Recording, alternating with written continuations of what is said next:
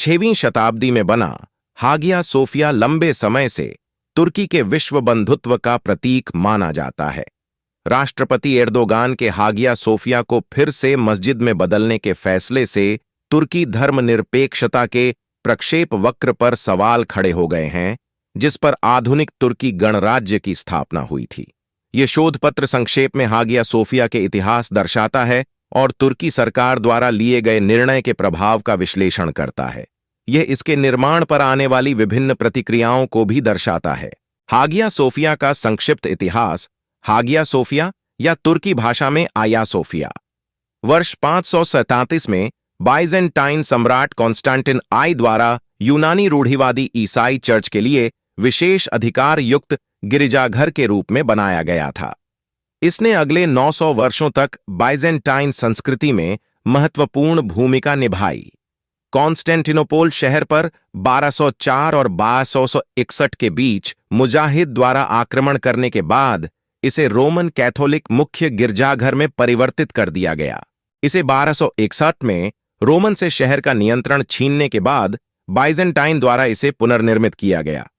Hagia Sophia के इतिहास में अगला महत्वपूर्ण बदलाव 1433 में शुरू हुआ, जब तुर्क शासक फतेह सुल्तान मेहम ने हागिया सोफिया को मस्जिद में बदल दिया।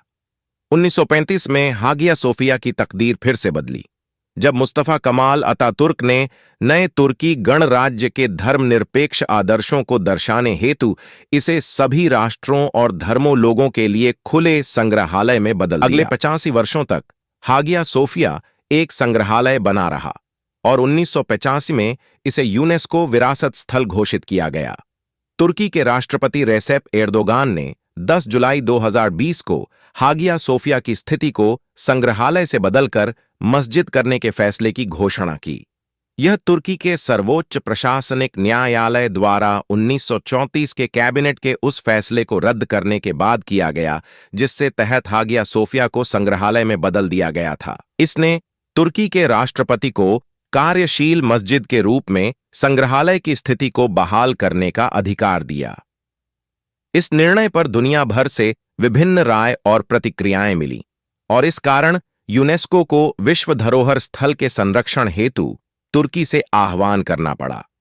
इसके बयान ने यह साफ हो गया कि हागिया सोफिया सदियों से एशिया और यूरोप के बीच जुड़ाव का एक प्रमाण थी और यह निर्णय संपत्ति के सार्वभौमिक मूल्य पर स्थिति के इस परिवर्तन के प्रभाव के मुद्दे की शुरुआत करता है। हागिया सोफिया इमारत के निर्माण के बाद तकरीबन 1000 साल तक यह दुनिया के प्रमुख चर्चों में से एक था।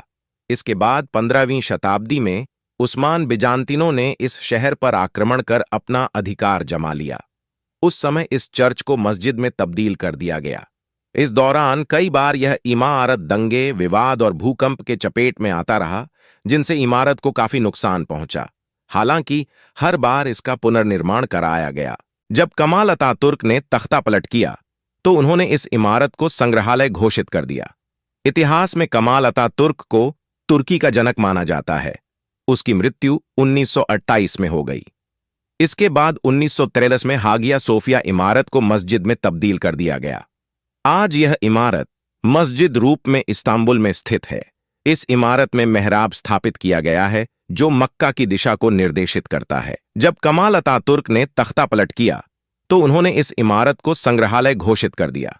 इतिहास में कमाल अतातुर्क को तुर्की का जनक माना जाता है। उसकी मृत्यु 1928 में हो गई। इसके बाद 1943 में हागिया सोफिया इमारत को मस्जिद में तब्दील कर दिया गया। आज यह इमारत मस्जिद रूप में इस्तांबुल में स्थित है।